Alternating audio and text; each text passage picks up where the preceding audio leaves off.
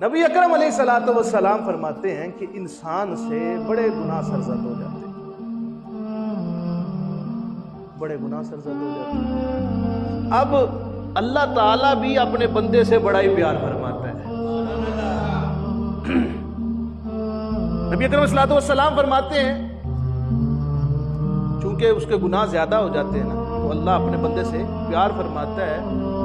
تو اللہ اتنا غفور الرحیم ہے کہ انسان نے اپنے اس پاکٹ میں فار ایگزامپل موبائل ڈالا،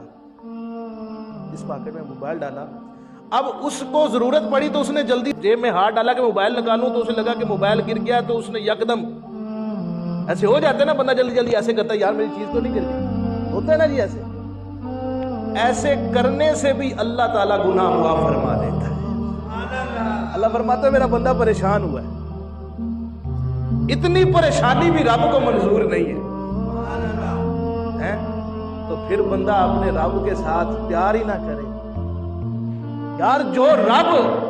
تمہاری تھکن پہ، مصطفیٰ کریم علیہ الصلوۃ والسلام فرماتے ہیں کہ مومن کو جو تھکن ہوتی ہے، جو تھکاوٹ ہوتی ہے، اس کے صدقے بھی اللہ تعالیٰ گناہ معاف فرماتا ہے، نیکیاں لکھ دیتا ہے۔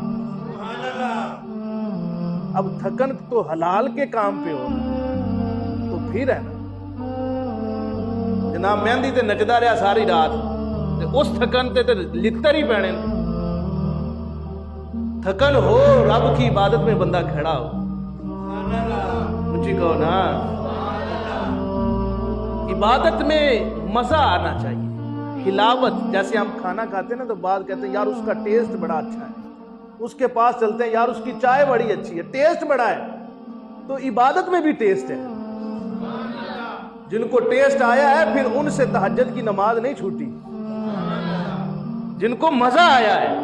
کہ رب نال گلاں کرنی ہیں، یار اے میرا تو رب دا ٹائم ہے،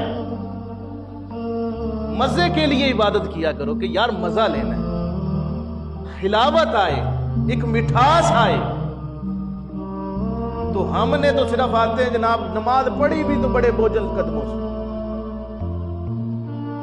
اب دیکھ بعض اوقات عوام آتی ہے تو بالکل جب سمیع اللہ لمن حمیدہ رکوع میں امام صاحب جانے لگتے ہیں تو پیچھے سے جناب دوڑے لگی ہوتی ہے، چلو چلو جمعہ پڑھائیے جمعہ پڑھائیے۔ اللہ بھی تو دیکھ رہا ہے، اللہ فرماتا ہے فَإِنَّكَ بِأَعْيُنِنَا، تم بھی ہماری نظروں میں ہو۔ جو جتنا پیار کرے گا رب تعالیٰ تو پھر غفور الرحیم ہے، 70 ماؤں سے زیادہ پیار کرنے والا ہے وہ، اس کی تو پیار کی انتہا ہی نہیں۔ کوئی رب کا ہو کے تو دیکھے، ساری پریشانیاں دکھ درد ختم ہو جاتے جب بندہ یہ سنتا ہے ان مع العسر یسرا، ان مع العسر یسرا، ہر تنگی کے بعد آسانی ہے، ہر تنگی کے بعد آسانی ہے۔ اور یہاں پر عسر جو ہے پہلے بعد والے کا، عسر کا عطف جو ہے پہلے عسر پر ہے۔ مفسرین فرماتے ہیں یہاں پر تنگی ایک ہے، آسانیاں دو ہیں، یعنی اگر تمہیں ایک تنگی آئے گی تو اللہ تمہیں 2 آسانیاں عطا فرمائے گا۔ ایزیسٹ کا لفظ آیا ہے کہ بہت آسانی، بڑی تنگی پچھلے جمعے آئی، میں نے عرض کی، لیکن رب پر اتنا یقین ہے کہ اب اس سے پہلے آسانی بھی بڑی آنے والی ہے۔